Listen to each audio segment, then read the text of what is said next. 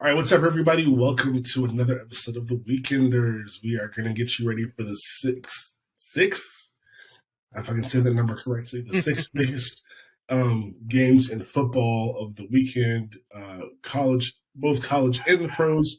And after a super crazy week, was it week two of college football? We're already on to week three, and I felt like um, week one of the NFL didn't disappoint either. So yeah, super excited to. Yeah, go ahead, Lexi. No, I was saying it was a crazy weekend. I loved every bit of it.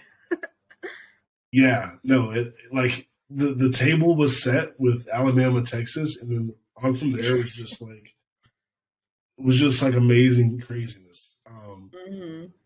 Shout out to everyone that's listening on Spotify Live for sure. And one of our loyal listeners, Josh McSwag, we're going to be talking a lot about.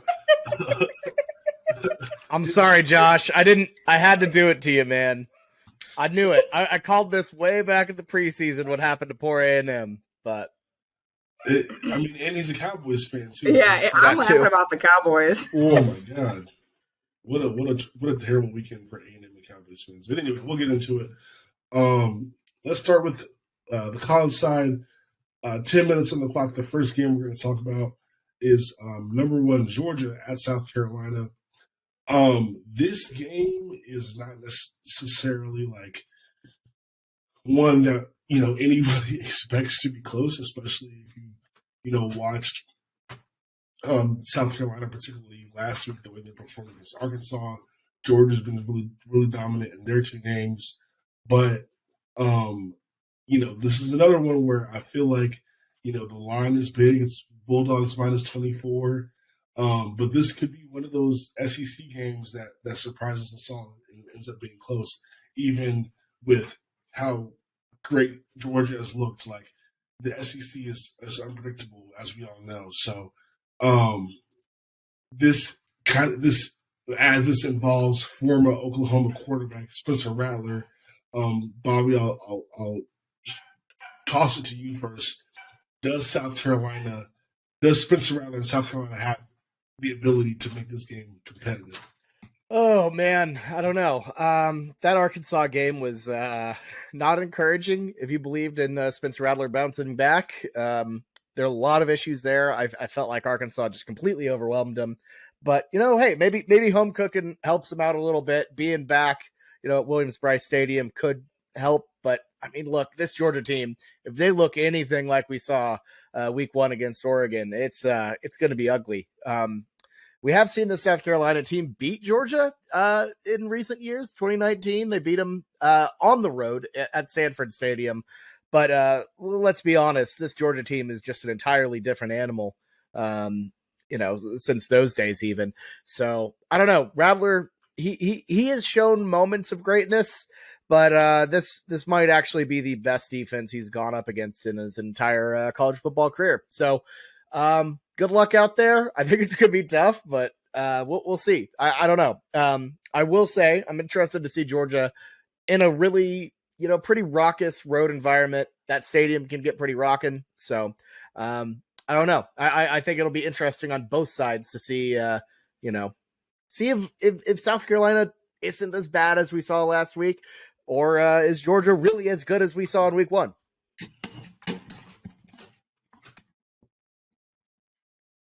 Yeah, I'll just piggyback off that a little bit because, I think Spencer Rattler could be like the difference maker for South Carolina. If he can get the run game going and kind of test that, run defense for Georgia, maybe he could keep it close. I think it's a win for them would just, to not get totally blown out. I think that this Georgia team is a monster back again. I dread that. The moment if my team ever faces them, it'll be in the playoffs. But they're a monster this year. So I would just be impressed if they can keep it close. But we'll see because there's been crazy SEC games before and anything can happen. But I just think it's Georgia really and everybody else in college football right now. I think they're on a tier alone. Yeah, absolutely. And this is so interesting because the setting, the fact that this is in Columbia, geographically, just kind of me being a Southeast guy, like I don't know, I can't remember how the distance in like time, but I know like Athens and Columbia is not that far apart. So you're gonna have Georgia fans that traveled to South Carolina for this game. Of course, South Carolina fans are gonna show up because this is one of the biggest games that they'll see in their home stadium. So I'm a little curious to see how like the fan base is divided. With I mean, South Carolina fans do show up like despite their team not being anything great, but like Georgia fans are going to be there too. It's not far from Athens, so it'll be interesting to see. We're going to bring James Watts into the show from Spotify Live and let him tell us his thoughts about the game. James, go ahead. As a Georgia fan on this one, I mean, we're walking into. Everybody knows how hectic Columbia can get. And I told people in my group that this 24-point spread, it's too big. I think we win, but I think it's going to be maybe Georgia by 10. Yeah, go ahead. These big spreads, I mean, look at how many big spreads so far this season have not covered. Yeah, no, I couldn't agree more. Like from a betting perspective, like, I mean, Georgia, like, I don't have to tell you, like Georgia's a great team, but like, going in some of these SEC like road games with like there's a team that we all think is like obviously better going into these environments, especially like you said, like Columbia. Columbia is not a walk in the park by any means. Like it'll be an interesting game. Tell me, James, like I just want to get your thoughts real quick on, what you've seen. Oh, it's only been a couple games, obviously, but one of the things that people have been so impressed by is how Georgia's defense is still so dominant, even though you guys lost a lot of pieces. Like, what's impressed you the most about the turnover from last year to this year? As a fan, the defense to me still is very impressive to how young they are, but I'm not saying anything yet until we get into the conference slate because people put Oregon this, that, Oregon that, but Oregon might lose 4 or 5 games down the road. We don't know that. So I'm excited to see us go against teams like Kentucky and Tennessee and even South Carolina. That's really going to show us how that defense is going to stand up. This is going to be like one of the more exciting ones. This, both teams have lots to prove. I feel like South Carolina definitely is still like a rebuilding team, but Georgia kind of goes in here and handles business, especially after what we saw from Alabama this past week. I think they can really separate themselves, from not only in the SEC but just the rest of the country and kind of set the tone. Like, okay, yeah, like. We're going to continue this ride that we've been on so far. We talked about the line over under 53 seemed a little low to me. I don't know how you guys feel about that. I probably picked the over. Yeah, I bet the over on that one for sure. I like the over because I feel like if South Carolina has any success at all, like even like a 2-touchdown game, that bumps it up. We've seen a lot of like 42-10 wins that Georgia's had in recent years against South Carolina. So like there you go. Like I don't know. I feel like that's a number that can clear pretty easy. Yeah, absolutely. Well, yeah, definitely looking forward to that one. That is Georgia at South Carolina on at 12. I feel like that should be like a CBS game. I love to I'm always curious about what channels these are on. ESPN. That's an ESPN game, noon. Should be fun. Kind of weird that they did game day in Boone this weekend. Like with that game on the schedule, like it kind of seems like they ought to have been in Columbia. I mean, all the love to App State for their win, and we'll get to that later. But it seems like College Game Day missed an opportunity there to be in that setting because I know it's going to be a crazy environment. But anyway, we'll move on to the next game in our college football slate for the 6 biggest games of the weekend, and that is BYU, the Cougars, at number 12 BYU at number 25 Oregon, who we just kind of spoke about a little bit. BYU's it sort of seems like it's weird. Like Notre Dame and BYU sort of flip flop over the years of like which independent team is going to be legit. And this year it seems like Notre Dame is sort of already out of that. We don't know how good or bad Notre Dame is going to be. It seems like it's up in the air. But BYU, if they keep going where they're going, they have a tough schedule, but they could definitely be headed towards at least a New Year's Six bowl, if not more, if they keep going the way they're going. How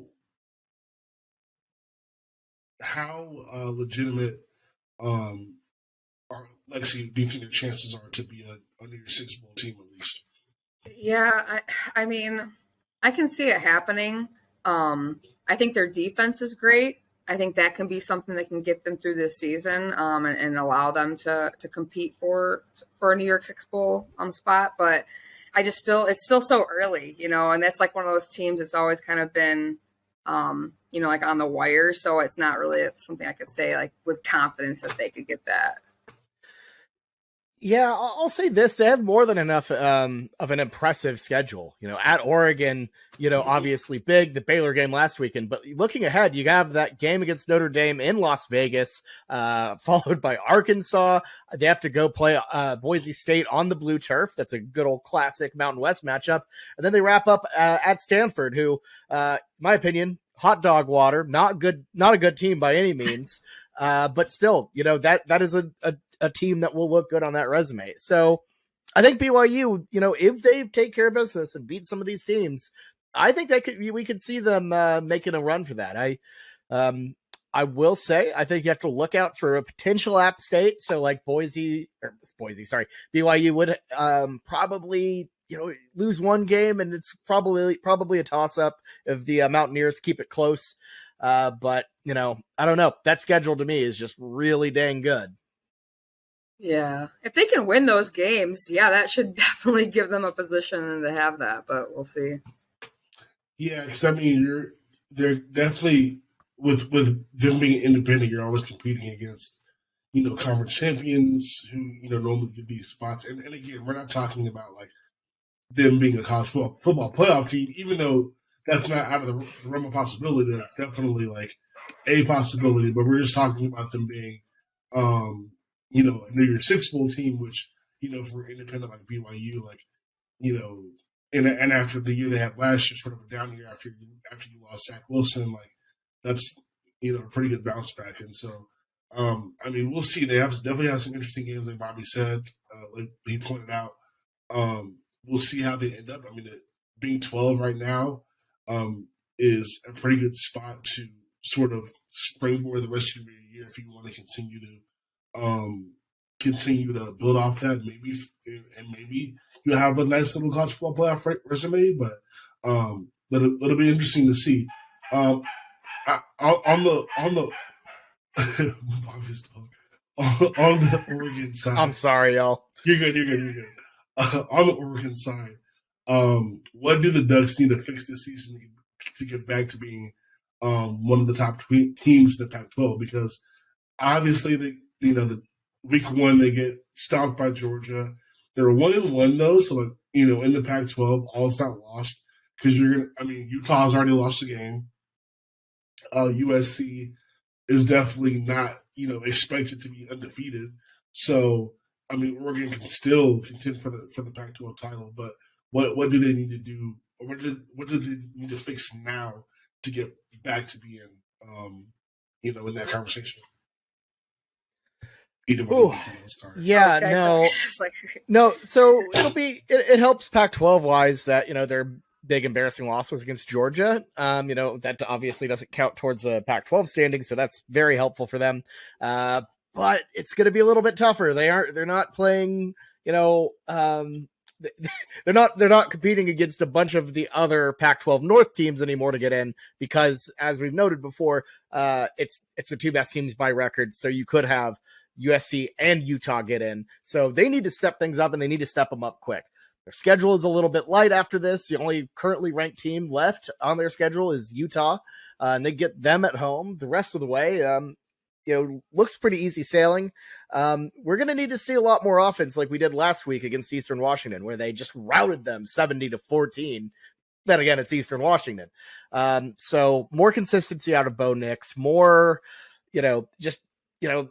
solid offense. And, I think the biggest thing that's going to help them out is the fact that they don't have to play Georgia again. So that is the biggest upside for Oregon, is that the worst is already over. So if they can go in, get a really good win over BYU, hey, I can see them making a run. Yeah, I agree.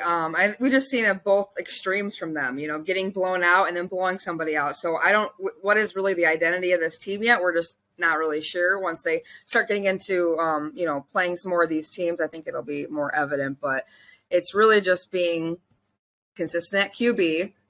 Bo Nix looked terrible against Georgia, but then, obviously goes off against the Eastern Washington team. But it's also the defense, their star, Sewell, needs to really stand out. He needs to make an impact, and he needs, he's the lead of that defense. So if he can show up, they can have a good chance in winning this conference.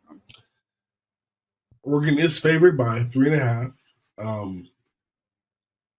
I guess that's partly because they're at home. Maybe, I don't know. But yeah, I mean, Oregon, they win this game where they're favored, and I think that obviously going to go a long way for them being right back into the conversation for the Pac-12. Yeah, I mean, like this game sort of. I like this game for Oregon. I don't know which way I lean, to be honest. I think I like BYU is one of those schools that's kind of always around. Oregon's kind of been those schools that, these schools have been those schools that have been always around. You never really see them quite get to the mountaintop, but they're always sort of they're never bad for too long. I like this. I think this will be a fun game to watch. The over under is set at 57.5. I think I'm not really confident that will be that high scoring at all, but yeah. That's definitely the under. And I will say, in regards to this, I feel like it, I'm really interested to see if BYU can get back two of their best players. Puka Nacua and Gunnar Romney both missed the Baylor game. Nacua with an ankle injury he suffered in the opening game, and then Baylor Romney due to, unexplained injury is how they talked about it. But despite that, they still got a massive win against Baylor. I don't know. I kind of feel like if they can get that back, that was something I think 40% of the team's total receiving production last year. I don't know. I like BYU on the road. Yeah, that might be a sneak peek to one of Bobby's picks. Follow multiplicity MG for that. Guys, I have to take a quick commercial break because my computer's literally about to die. So give me 1 second to plug it in. Just kind of sit around and talk about dimers.com, I guess.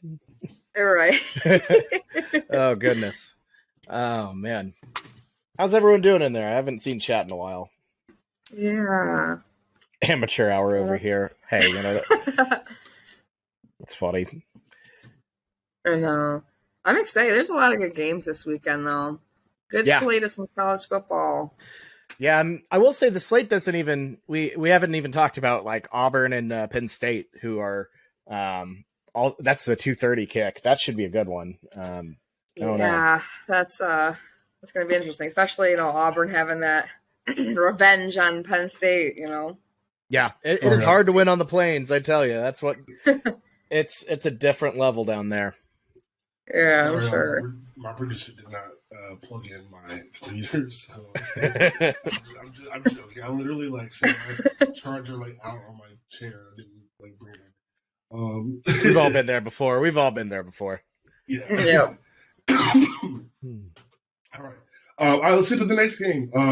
This one is exciting for a lot of reasons. Probably the game that I'm looking forward to the most. Although, like Saturday at 9 is kind of annoying. Because like that's the time when like you're, if you're for those who like to go out, like you're kind of getting in that zone. So like I'm just gonna have to like it'll be a nice like game to watch like during the pregame and stuff before I hit the bars on a Saturday night. But Multitasking. Come on, you can do it. yeah, I can do it. It'll be exciting. But nah, this is okay. That's for the loyal listeners of the Weekenders. You remember this, all right? We're gonna go back to the. I think this is the second episode we did about previewing college football, and I said we did overrated and underrated teams, and I said Texas A&M was overrated and Miami was underrated, and this game is literally a battle between those two teams. And I was right about Texas A&M.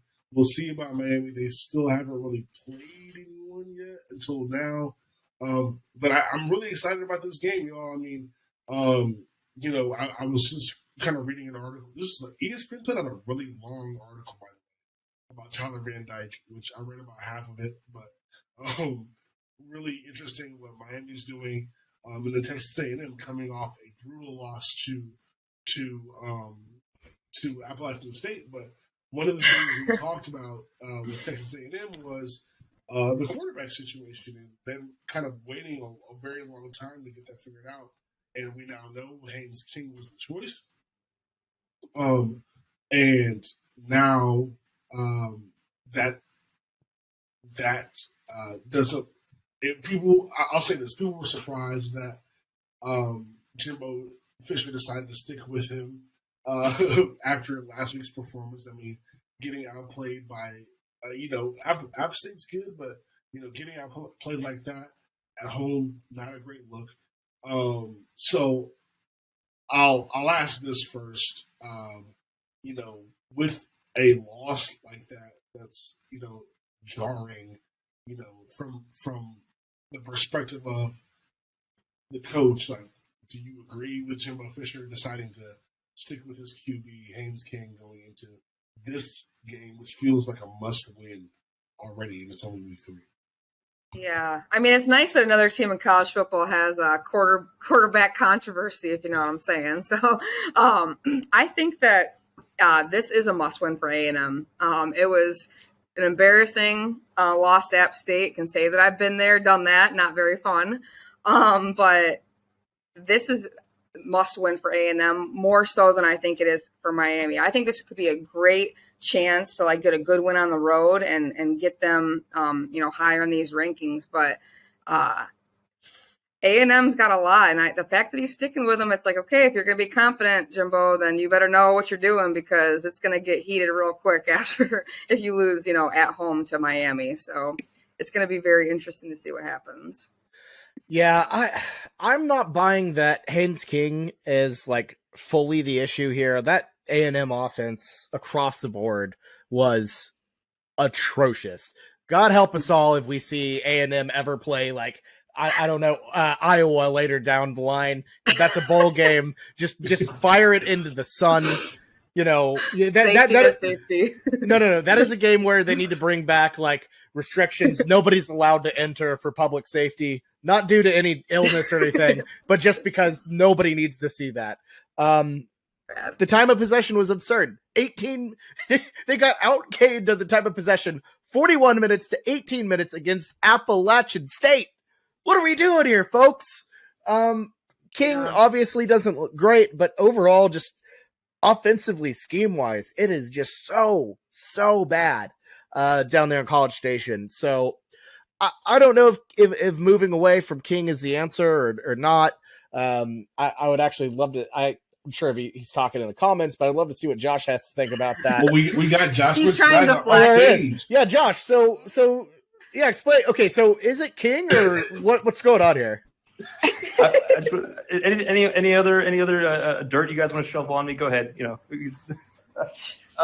No, that was bad. I was gonna say, I was telling you, Lexi, in the comments. At least when Appalachian State beat us, they're now Division I. Okay, they have scholarships. They're a Division I school, so it's not that bad. It happens. Hey, this was the end of Lloyd Carr's career. It's basically the same thing, okay? Hey, I'm just saying, they were FCS. Now they moved up. They're at the big boy table. I'll let you have bad. this one. I'll let you have that. No, this is bad. This is bad. We had okay. So whenever a team that has more talent and more depth loses to an inferior opponent, what happens? You're outcoached in self-inflicted wounds, right? That's the only way that you lose. And Jimbo got outcoached. And we had too many self-inflicted wounds. We had I don't know if you guys saw any of this. Our field goal kicker came out late in the fourth quarter to tie the game up. It was like a 35 to 40 yarder. Nothing crazy. It was the worst field goal attempt I've ever seen by a kicker in my life. It wasn't blocked. It wasn't a dirty. It was a clean snap. The laces were out.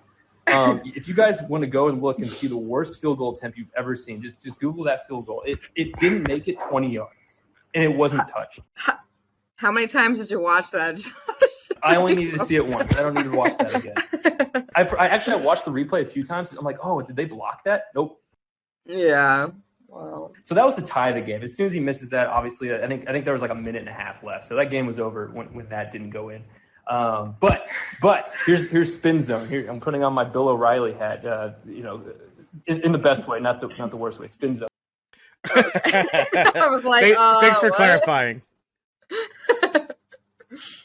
So spin zone. So the Appalachian State won this game on the offensive line. They controlled the line of scrimmage from start to finish. Bobby read the time of possession. That was no fluke. They methodically drove every single possession they had. I think they took like an average of 4.5 minutes off the clock, and that was like their punt drives. Their scoring drives took like 7 to 10 minutes. It was insane. But their offensive line, their youngest player, 4 of their 5 offensive linemen are redshirt seniors. So they're 22, 23 years old. Whereas A&M's defensive line, we lost 3 of our 4 starters last year. Our oldest defensive lineman is a true junior, and the rest are younger than that. So you're talking 22 to 23-year-olds going up against inexperienced, 19 to 20-year-olds. So that's a big thing. And you could see it, and you could see it on the field. And that's how they won this game. And then Haynes, as to your question about Jimbo and whether he should bench Haynes King, Jimbo does not bench his quarterbacks. He's been at A&M for 5 years. We had Kellen Mond for the last 2 of those years. Kellen Mond is one of the worst quarterbacks I've ever seen, and Jimbo never wavered. There was a game against Kentucky where they were number 13 in the nation, and he almost gave that game away. And Jimbo refused. Jimbo refused to bench him then. He's not going to bench Haynes King unless literally like the wheels fall off. So I don't think you'll see a benching. It's just not who Jimbo does. When he picks his guy, he sticks with him for better or worse. So I would be shocked if we see Max Johnson or Connor Wigman, the 5-star freshman, take any snaps as starter this year. Josh, I got one question for you. I'm so sorry. Are y'all regretting the undated national championship you gave to Jimbo yet, or? Listen, A&M setting ourselves up to get dunked on is one of our proudest traditions. So I, for one, am happy to see that tradition continue. So yes, I'm happy they did that. I'm not even gonna mention the yelling video. I'm not even gonna mention that one. Listen, there's too much and not enough time in this podcast to go into how many ways A&M embarrassed themselves this weekend.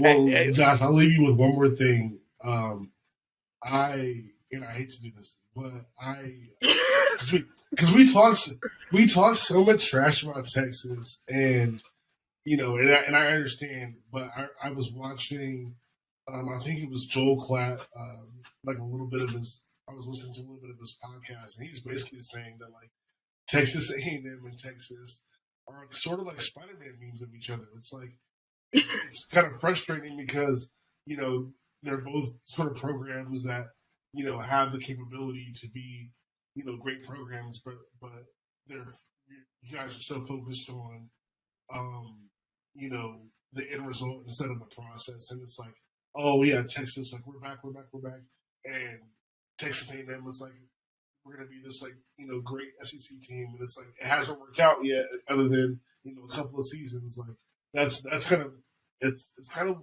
like unfortunate, and I need it for y'all. But Max, is there a question there? Or you just try to dump on my no, face? I'm just like, yeah, it's like I feel like in this moment, like Texas A&M has to like take a look at themselves and be like, you know what, like, you know, we got to buckle down and figure this thing out because you guys are too talented to be losing these games. What that whole sum was my team beat App State and yours didn't. No, but I forgot about that. But Josh is absolutely right with it. I remember watching the game and the broadcasters talked a lot about how much experience there was on that team. Like he's absolutely right about the redshirt, you know, super seniors that they've got. Like that App State team is really talented. I mean, what they lack in talent, they make up for in experience. And sometimes in football, that's all you need. Sometimes, hey, people forget Chase Bryce was a highly touted 3-star recruit. I mean, he wasn't highly touted, but he did get an offer from Clemson, and he was, he was on the Clemson football program. So he's not like a scrub. He's got talent. So yeah, Appalachian State has real talent. It's App State ain't. They're not that bad. They're not that far off, I would say. So. Well, real quick, Josh, how do you feel about this game, the Miami team? Let's see. It looks like you got Texas A&M is -5. Favorite somehow. I would take Miami +5.5 all day. I mean, I saw nothing this past weekend to give me any sort of. I will say, Jimbo teams do start out slow. Last year we started. I mean, granted, our starting quarterback Haynes King broke his leg in week 2, who I guess turned out to be a good thing. But historically, Jimbo gets off to a slow start at the beginning of the year anyway. They definitely peak in October, November. However, I haven't seen anything from this team to make me think that they could beat any program, let alone a ranked Miami squad that's still, I guess, looking to find their own identity. But with Mario Cristobal, he's a real deal coach. He's going to be looking to put win his first statement win, and I would be shocked if they didn't win this game, let alone give 5.5 points away. That's just outrageous. Yeah, I was shocked it was that much. Yeah, one of the things that I guess I go back and forth with this one is like, man, teams that get beat like that, like, you know, that we just see teams respond, you know, so well after that. So I'd be nervous, like from a betting perspective, I'd be nervous with this one because it's a good Miami team. But I mean, it doesn't matter if it's pro football, college football, like, you know, teams usually tend to respond when they, you know, suffer an embarrassing loss. So I'd be nervous. Watch that field goal attempt, and that'll tell you all you need to know about that. I'm going to do that after this. I'm with you, Max. I'm labeling this as a stay away. Like I don't want anything involved in. I don't want any of it. I'm just going to sit back and enjoy the show. Yeah. With that said, we'll go ahead and move on to the NFL. Great college football slate. Looking forward to those games and more. I will be happily kicking back as UNC's on a bye week. And I believe both Michigan and Oklahoma have cupcakes this week. So Oklahoma, you're at Nebraska. I will be up in Lincoln. I will be in Lincoln. I will say this. I'm afraid of it. I don't like interim games because, you know, he's got the locker room fired up. He's the same guy who coached. He was LSU's wide receiver coach. Whenever they had Justin Jefferson and Jamar Chase. So he's not only is he a great, you know, kind of player relating type of guy, but he played at Nebraska in the late 80s, early 90s, and his playing career ended at Owen Field in Norman when he got pushed into a bench and broke his leg. So everyone here is a little bit freaked out about karma biting us here. So Mickey Joseph, please don't do it to us. We're sorry about your leg. Wow. Lexi, how you feeling about UConn? I mean, I'm not going to lie. I'm not worried, but that could be, hey, knock on wood, wherever I have it.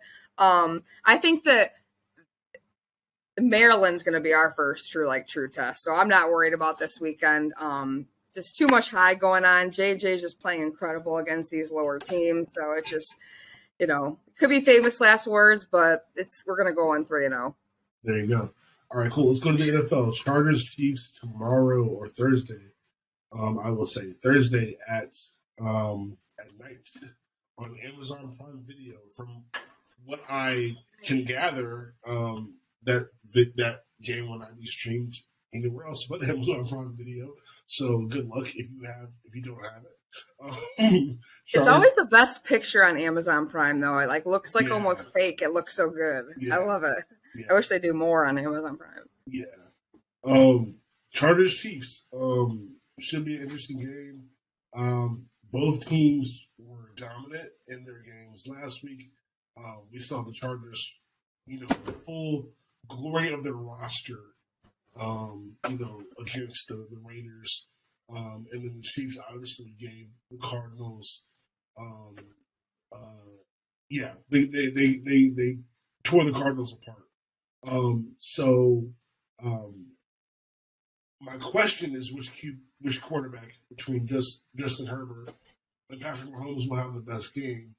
But I do want to note, that Keenan Allen today was announced that he will be out for the game. So that could affect the answer to this question, but I'll ask it anyway. Which QB do you think is going to play better in this? I'm going to say Justin because he's on my fantasy team, so let's go, baby. No, but I think that both quarterbacks are so talented. This is going to be a really probably honest high-scoring game with this, but it sucks that Keenan Allen's out. That is going to affect things a little bit. I had Chiefs kind of winning this anyway, so it only cements at least a W out of that with Allen being out as well. But I think that Herbert has a great game, so give me another fantasy win this week. Hey, I have Mahomes as my fantasy quarterback, so Bobby!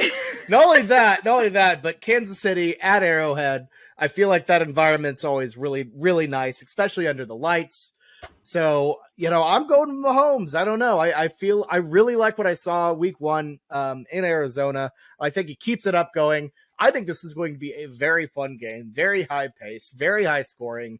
And hey, get Prime because this is going to be fun. This deserves to be on TV, not on, freaking Amazon Prime. So I'm so glad this is a Thursday night slate because normally they stink. So it's going to be a good one. So two things. One, I'm so jealous because you guys, I was in a fantasy league. I only did 1 league this year.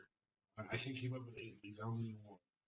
And the league I was in, everyone was obsessed with getting quarterbacks in the 3rd round. It was annoying.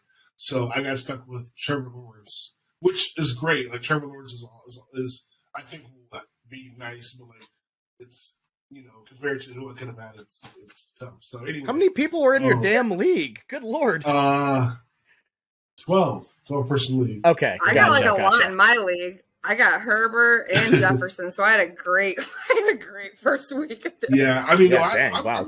My draft was good. I'm happy with my skill positions. I just kind of got the short end of the stick on quarterback, but it's okay.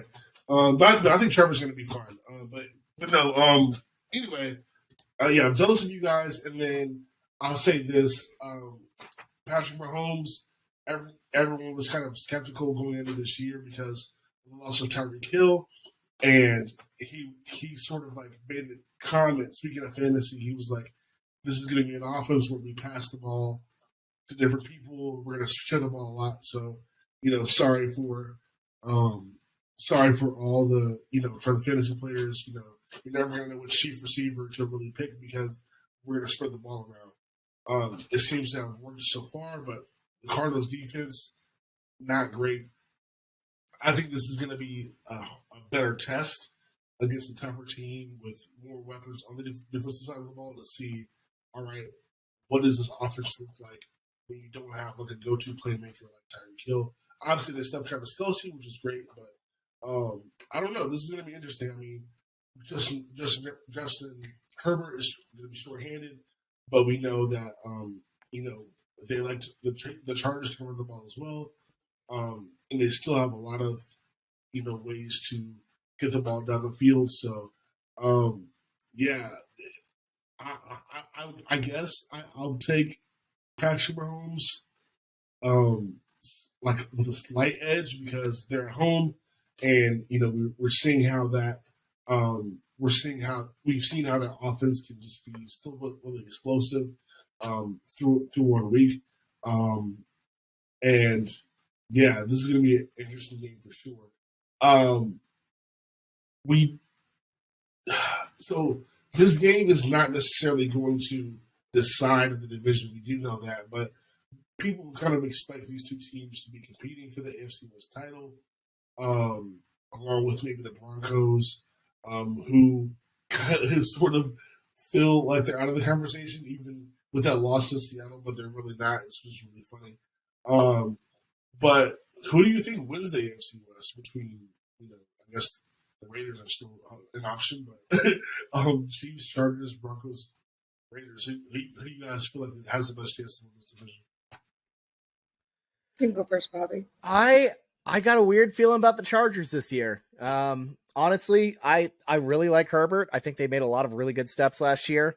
And look, this isn't football, like strictly football vibes, but my one of my best friends, Jameson, he's getting married on Super Bowl weekend on that Saturday, and he's a massive Chargers fan. So I just have the weirdest feeling they're going to be in the Super Bowl when he's trying to fly out on his honeymoon, completely trapped on the plane.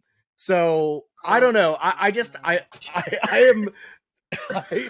a feeling that's going to happen. So I don't know. I'm sorry, but if the Lions, sorry, go ahead, Bobby. I like the Chargers to make a run here. I don't know. I have a weird feeling about it. Your friend's gonna be like, "Hey, honey, Arizona's nice." The Super Bowl's I think the Super Bowl's in Arizona, so yeah, I think he's gonna try to convince his. I'd be canceling my honeymoon if the Lions went to the Super Bowl. Okay, I'd be like, "That's our honeymoon now." Sorry. Bad news. The trip to Europe is off. Good news. We're going to Arizona. Do you like? What are your thoughts on Glendale? Yeah, this time at least it'll be nice at the winter. It'll be nice. Yeah. Yeah. So that's rough, though. Yeah. So Bobby's at the Chargers going all the way. Lexi, who do you think's going to win the AFC West?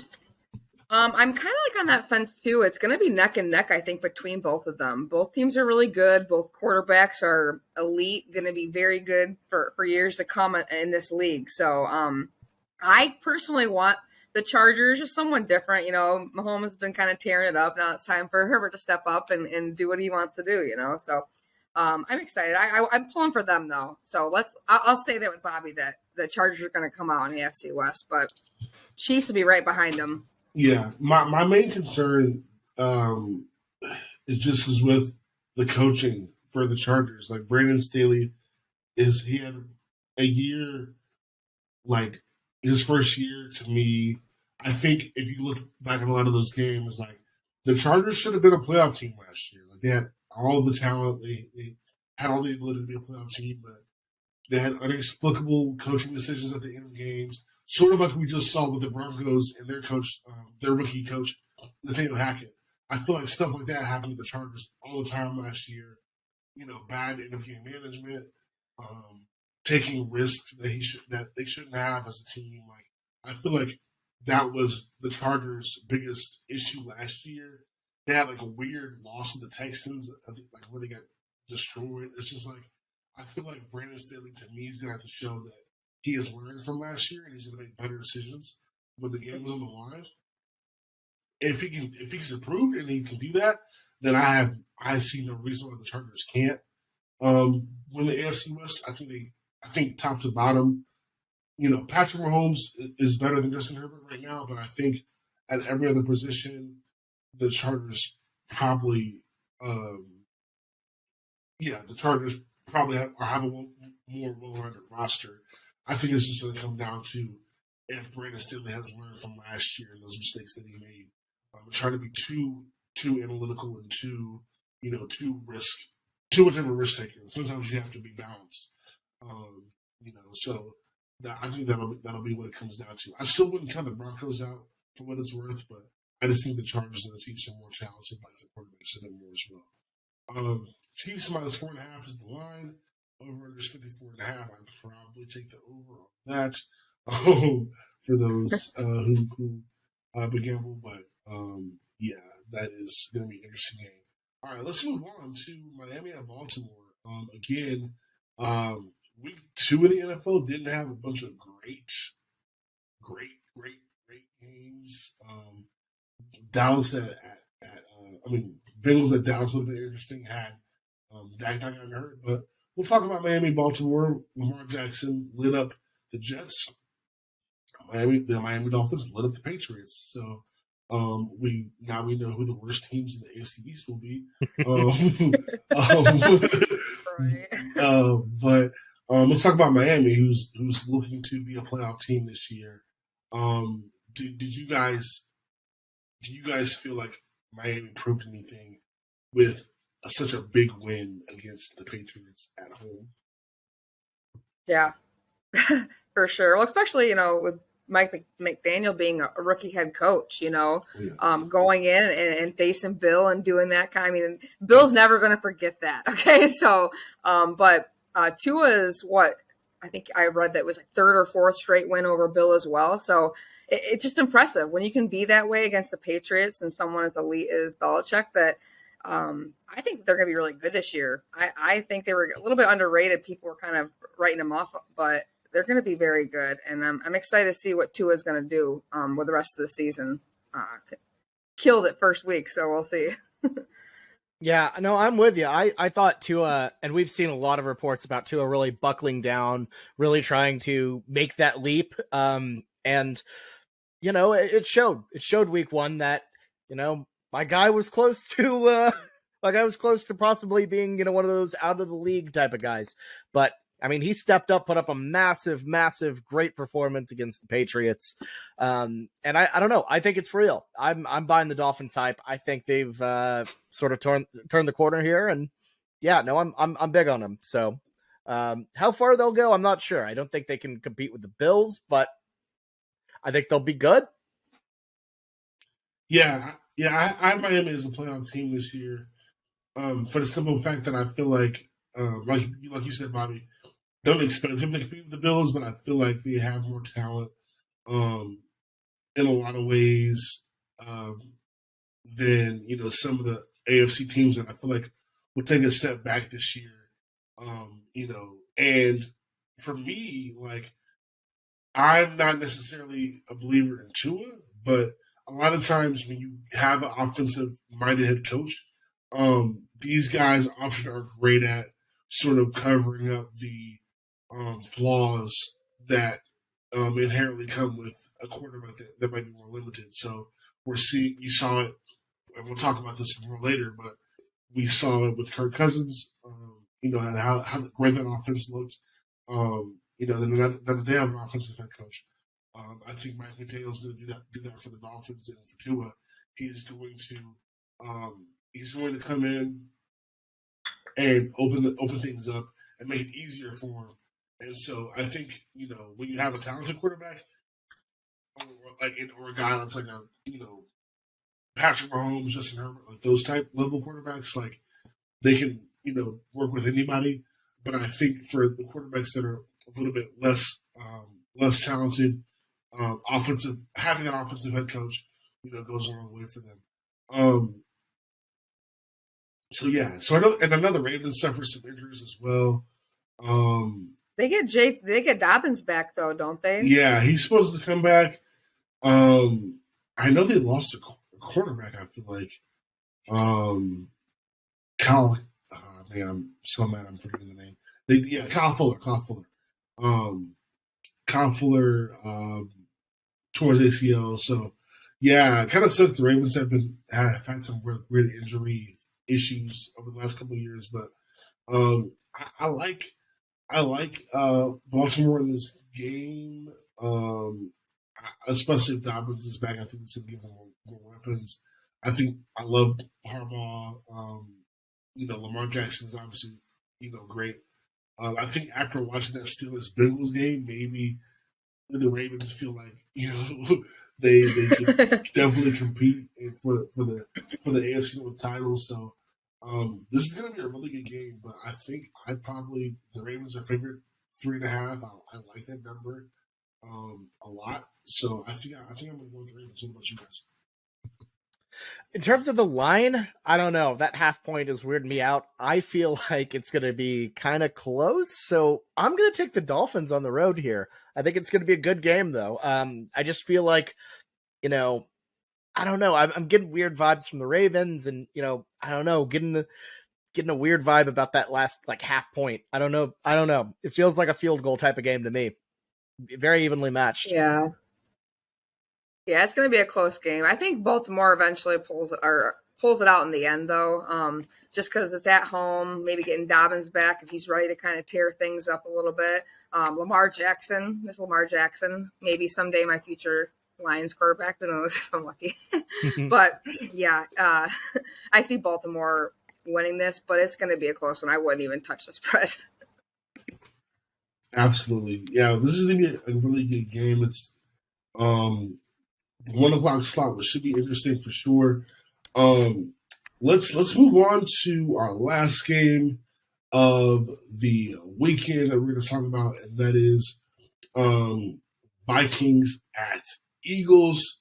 The Eagles, Lexi obviously saw up close in person against the Lions. They're a very good team. Yeah, very good team. And the Vikings, I don't have the clip to replay right now, but we were like, do you believe in Kirk Cousins to beat the Packers and Aaron Rodgers? And I was the only believer. So I will happily be wrong. Okay, you know it's stuck even saying that good stuff about Rodgers. All right. So it's my Minnesota. I'm calling them my Minnesota Vikings this year because I believe in them. Respect. I've never hated the Vikings, so I'm all about it. I love it. No, the Vikings and their explosive offense are going against the Eagles this weekend. It should be a really fun Monday Night Football game. I'm excited to watch that game.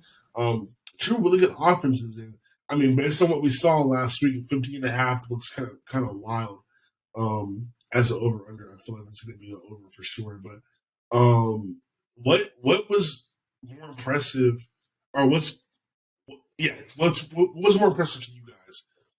What the Vikings did against Green Bay, or seeing the Eagles sort of pick up where they left off from last year and still be super impressive on the road?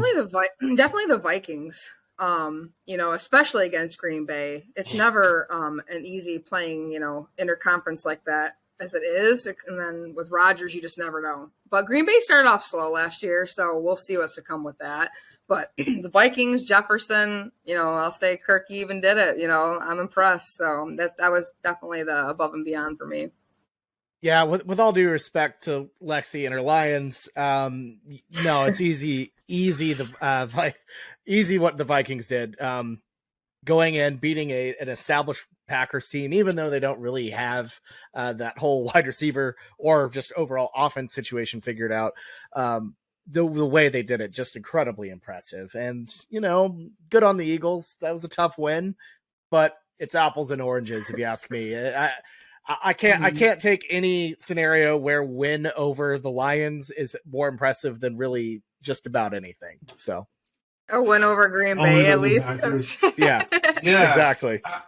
I think that you can take a lot from the way the Vikings played with, again, with the offensive head coach, how much that makes a difference. Especially I don't want to keep bagging on Mike Zimmer, but I think it was obvious the game has kind of fell behind Mike Zimmer, and a lot of these, if you're, you can be a good defensive head coach in the NFL, but you have to keep up with the times. You have to be current. You have to have, and you may even just have to have a really, really, good offensive coordinator that is, with it and that understands. And the Vikings just didn't have it last year. So I think things have obviously changed. They look great. Now the Packers, that's a totally different story because I think Aaron Rodgers and the Packers are going to have to figure out how to fix things offensively. Aaron's going to have to trust his receivers because, he does not have anything close to a Devontae Adams on the team. Hell, he doesn't have anything close to a, I don't know who's, I don't know. They it's just bad. He's gonna have to figure it out. So anyway, I don't want to go too much on the tangent. I do want to ask you guys though, better team this year. Who do you think it will be? The Vikings or the Eagles?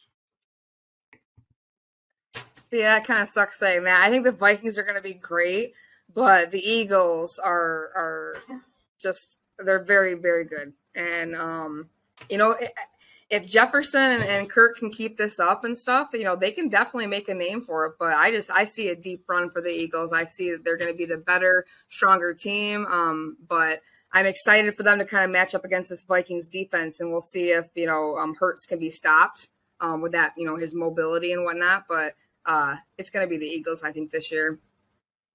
I don't know. And maybe it's just the first week, super impressed or like, you know, impressionable, but I'm pretty big on the Vikings over the Eagles at this point. And maybe it's just because there's a part of me that still doesn't fully trust Jalen Hurts yet. I know that kind of sounds crazy as an Oklahoma guy, but like, I don't know. I've seen some struggles here and there, and you know, I think he is an NFL quarterback, but I just don't know if he is good enough to take him on as deep of a run as I think the Vikings could potentially, you know, go. But again, super impressionable. It was only week 1, but man, I really like Justin Jefferson and what that offense was able to do. If that is back to normal, the Eagles are going to have competition with the Cowboys. I think the Commanders are still going to be a tough team. But the Vikings really only have to worry. Well, you know, I think the Lions are going to be around. The Packers, if they figure it out, they're going to be around. So I think both of these teams have, you know, at least 2 teams that are going to be frisky in the division. And I think even in the NFC East, the Giants may as well be. So, like, I think these 2 teams are in very similar situations. I think maybe the bottom line overall is just that it will come down to quarterback play. You know, Kirk Cousins, Jalen Hurts, the defenses. And we'll see how it goes. But this will be a good game, obviously.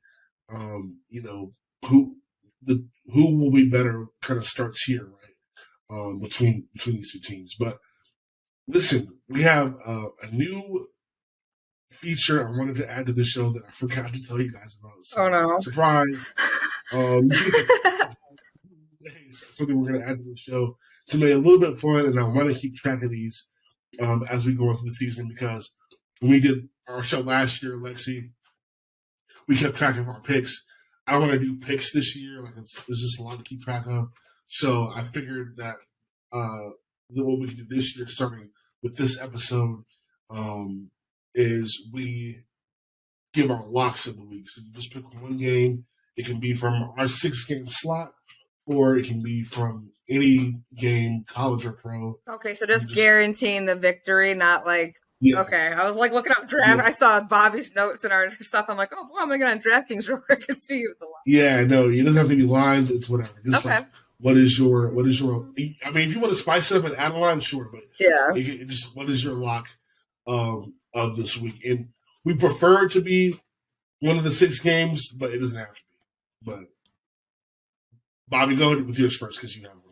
Yeah, I wasn't sure if we were doing spreads, so I feel bad. I had Air Force -15 over Wyoming. I really like the Falcons just overall. Really love them against Colorado, -17, which looked high. They covered that by like 31. I love Air Force. Definitely keep an eye on them. Very, very good ads for just really anything.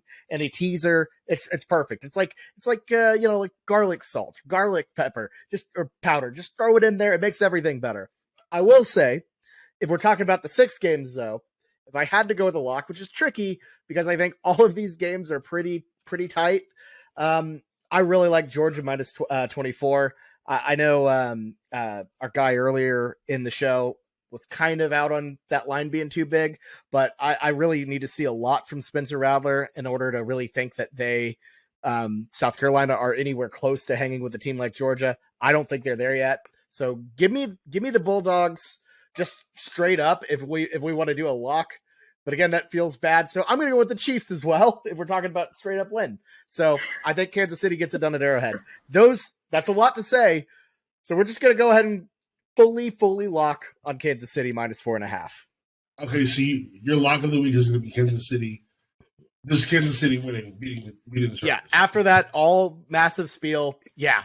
I like all of those bets, though. But Kansas City -4, just Kansas City straight up win. Kansas City straight up win. Okay, perfect. That's all you need. Okay. I'll say that it's going to be the BYU Oregon. I think BYU is going to actually win it. And definitely slam that under because there's no way both of these teams are scoring 58 points combined, in my opinion. So, or was it 63? Okay. My bad, 63. Nope, 58. The under. It's okay, yeah, 50, 50, yeah. Okay, so yeah, so Lexi's got BYU beating Oregon and the under. All right, and I guess my lock of the week. Who, man, yeah, I'm gonna do it. This is a pretty easy one in my opinion. I've got Baltimore beating Miami, and I actually have Baltimore covering 3.5. So I'll put that in as my lock. All right.